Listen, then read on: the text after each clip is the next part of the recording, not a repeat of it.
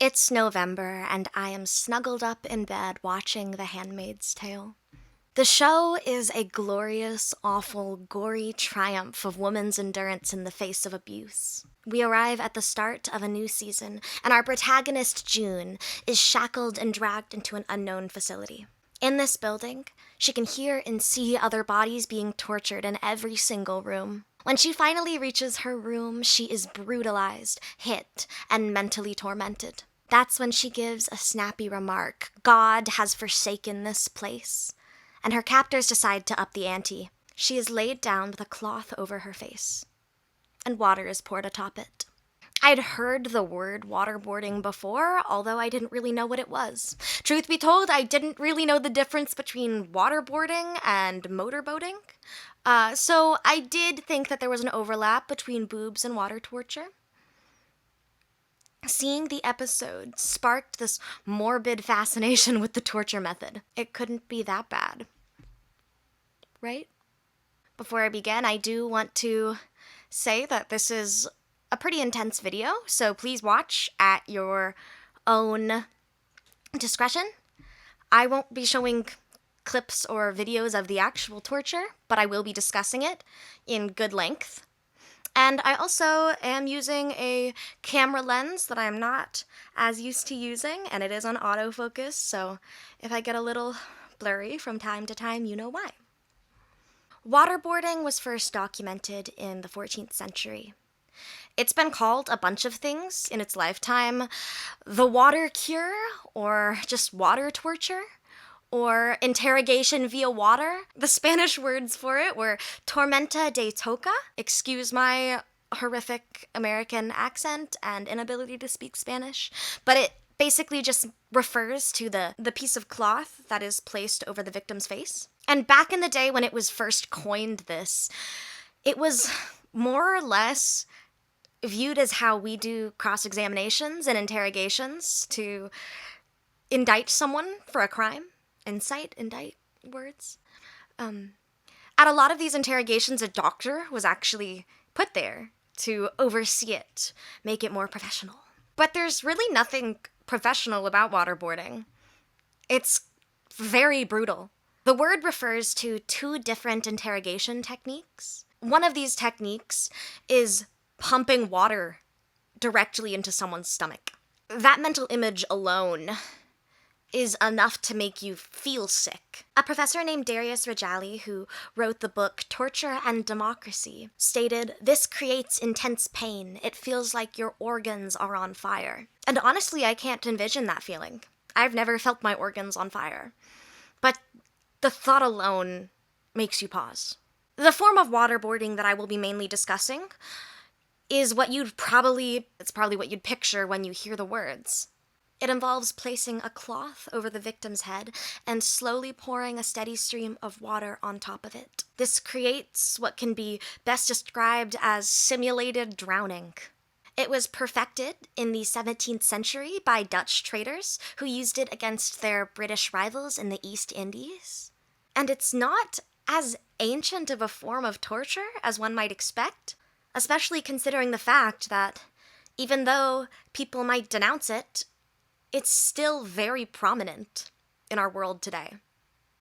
Despite its popularity when it first became into practice, many countries started banning it in the 1800s because people found it immoral. It moved underground, but in no way did it vanish. Recently, as a matter of fact, it has started getting what some articles have described as a revival. Waterboarding has occurred all across the globe.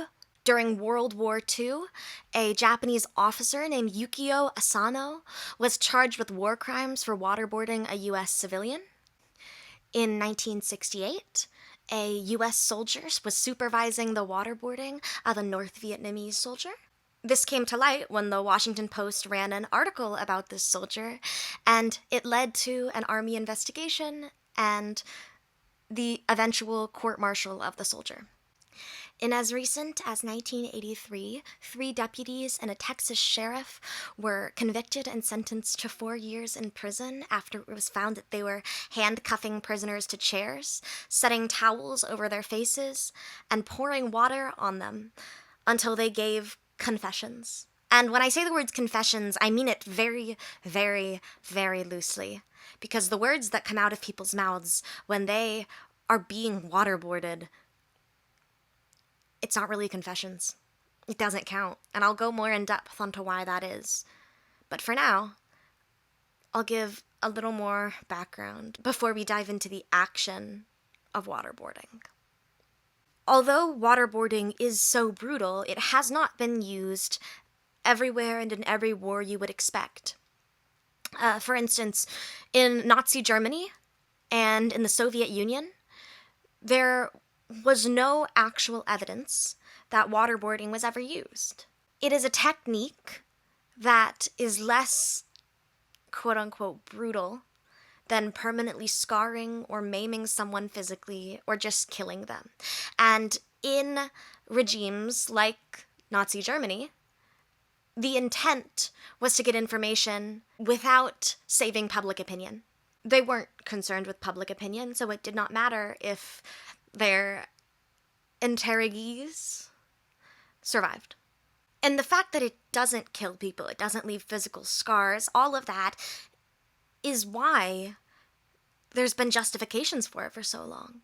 It's supposedly a very consistent way of getting information, and the person walks out of it supposedly unscathed.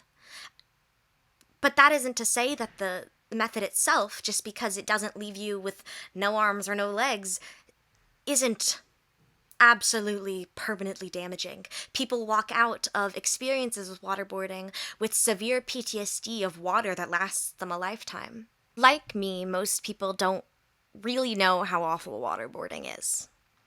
The media has sanitized it a lot over the years and made it into something, in a lot of ways, that glorifies the United States and interrogations and stopping terrorists. If you're like me, that might sound crazy, because you know that torture is deeply inhumane.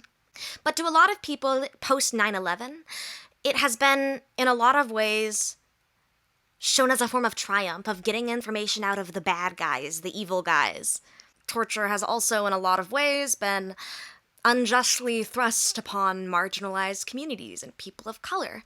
Mainly think, once again, of Muslims in the aftermath of 9/11.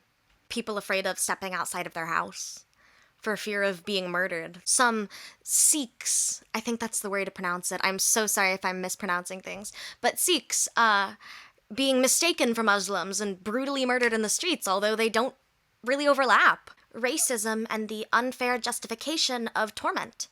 The subconscious biases that people have towards hurting other people. All in the name of nationalism and pride. But even outside of that, it just comes from ignorance. It comes from people not understanding it. This is a quote from Malcolm Nance, who was a former chief of training of the U.S. Navy Survival, Evasion, Resistance, and Escape School. He was also a former combat veteran.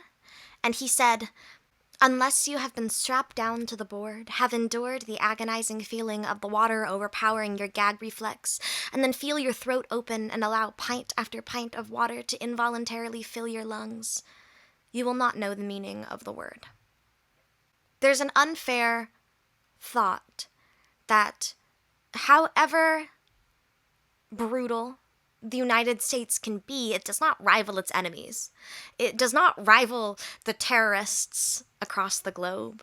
And beyond that, the brutalities we have committed are justified in the light of the aforementioned attacks like 9/11. And then you hear quotes like, allowing pint after pint of water to involuntarily fill your lungs, overpower your gag reflex, strap down to a board. We hear all of those things, and you know in your core it is not humane. And yet, we do it. You might not do it, but humanity as a whole does. And it remains consistent. It's still justified. I keep bringing up 9/11 at this point, and partially the reason why is because the aftermath of 9/11 caused for the appearance of a lot of black sites. Now, what are black sites, you might ask? Well, they are secret prisons run by the CIA that interrogate suspects with deeply inhumane torture methods. It sounds absurd, I know, but it is very much something that exists. And these torture methods are used to obtain intelligence from oppositional countries or organizations or stuff that could harm the United States. The locations of these prisons are secret. The only people who know about them are typically the president and a handful of other officials. The program was originally authorized by George W. Bush in 2006, and some high-level detainees from Guantanamo were transferred to these CIA black sites. And in the years after that, Bush continued to authorize these enhanced interrogation methods, as it was stated. A report ended up coming out revealing some of the details about these harsh interrogation methods, and calling them brutal is an understatement. I keep using that word because I don't have a better word for it. Subhuman, I suppose. Interrogation techniques like quote-unquote wallings were used, which were slamming detainees against a wall, sleep deprivation, nudity. And it was revealed that 3 detainees from a specific report that came out were subjected to waterboarding. CIA represented a lot of these different interrogations as an open, non-threatening approach, or that they began with the least coercive techniques possible, but none of that was supported in articles that came out. Their claims that they escalated to more coercive techniques only when absolutely necessary was not in any way supported. The CIA states that the program helped produce evidence that helped avert potential strikes against the United States. They said, our review indicates that interrogations of detainees on whom enhanced interrogation techniques were used did produce intelligence that helped thwart attack plans, capture terrorists, and save lives. The intelligence gained from the program was critical to our understanding of Al-Qaeda and continues to inform our counterterrorism efforts to this day. So you might be hearing this and thinking, wow, I mean, if it gets information out of people, it gets information out of people. But then I want to read you this quote from a news journalist who was subjected to waterboarding. His name is Chris Sampson, and he was volunteered to be waterboarded as part of a documentary for the BBC back in 2015. While the interrogator was pouring water down his throat, the interrogator continuously asked him if he was born as a bunny rabbit.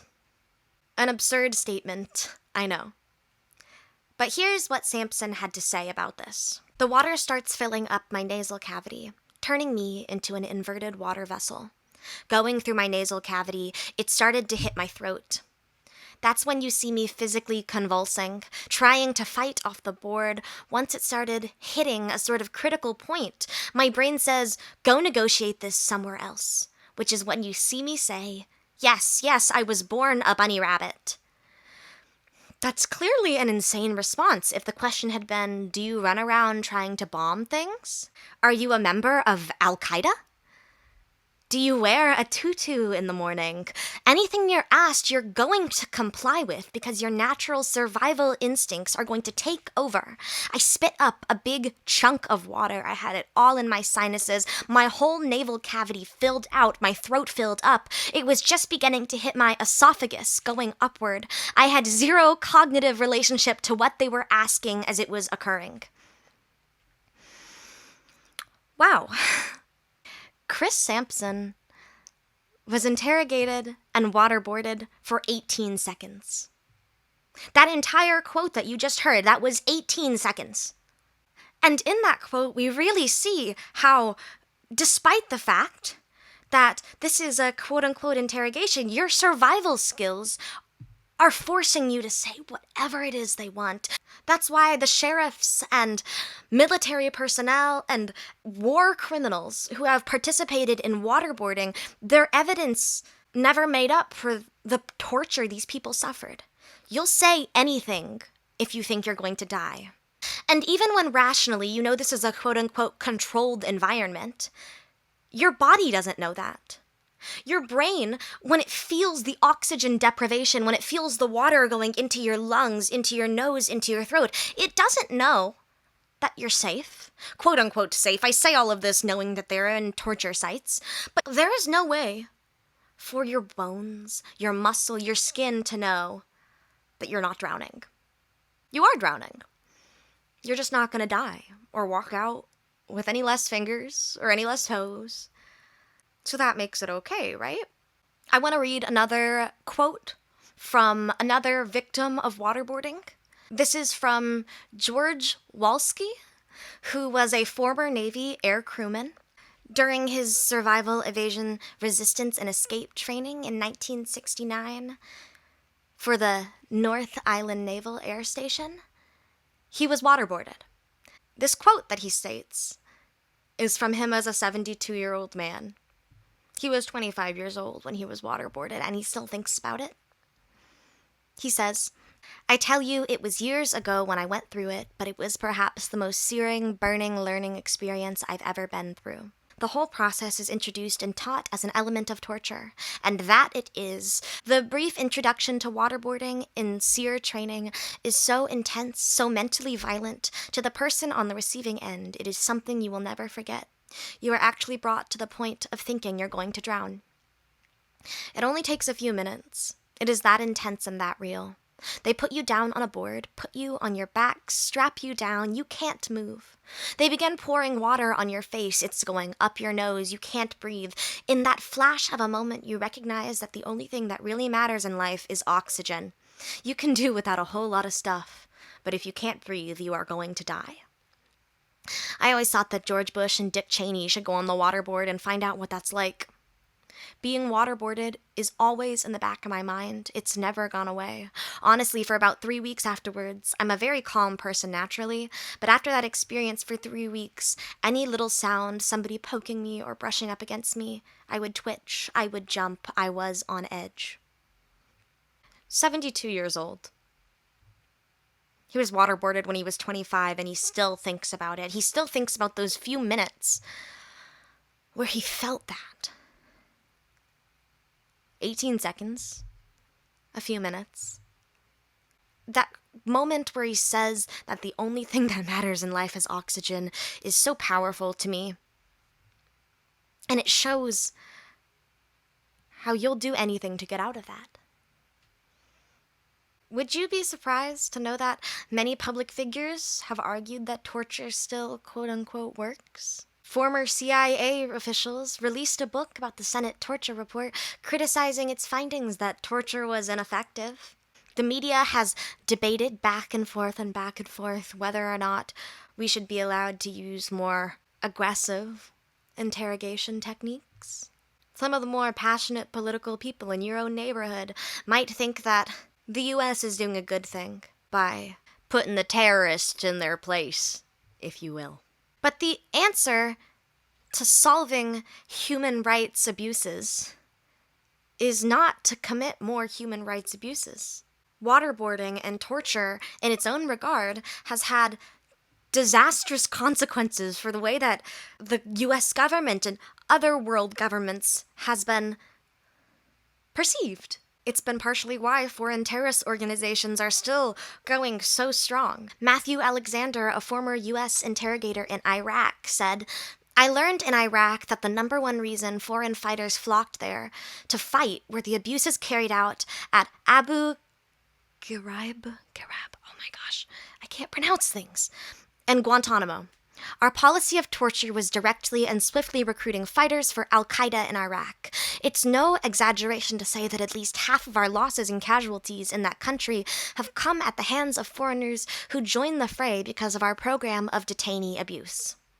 Humans keep suffering in the name of ending suffering. We forget that the people we're fighting against are people. And while there are extremists, while there are quote-unquote enemies, we are the enemies to them, right? I don't really have answers to anything in the world. I don't really have a way to solve anything, of course. I'm not sitting here saying, oh, we should do this with the military. Oh, we should do this to the soldiers. Oh, we should do this to the people in oppositional countries. I'm a musician who likes to Google, who liked an episode of TV. But I think it's interesting, and I think it makes you think. And that's all I can do, right? Think a little. So that's the history of waterboarding. That's a couple of accounts of the experience. That's the way it's impacted the world. That's the way it continues to operate. CIA black sites still exist. Waterboarding as a practice still continues, even if it is technically illegal. But lots of people have gotten away with illegal things. Lots of people in our own government who are supposed to prevent illegal things participate. And I don't think it'll stop anytime soon. But I think it's good to be educated, and I think it's good to look into stuff like this. Because if we just brush it under the rug, if we just forget about it, we aren't acknowledging the power we have. I hope you enjoyed my little hyperfixation on a niche torture method. I really liked learning. I really liked researching. This is something I am very passionate about. If you'd like to hear more of the things I'm passionate about in the future, let me know. Comment. Subscribe. I do post music, but I'd like to post some more video essays, commentary in the future. I'm in a part of my apartment that has no AC, so I've been really sweaty for this whole video. And the camera's probably not been totally focused the whole time, but yeah. I hope you enjoyed. My name is Lydia Elliott. Give it a like, give it a comment, subscribe, and let me know if there's anything you'd like to hear me babble about for however long this is. Thanks for listening, and I hope to see you in the future. Bye-bye.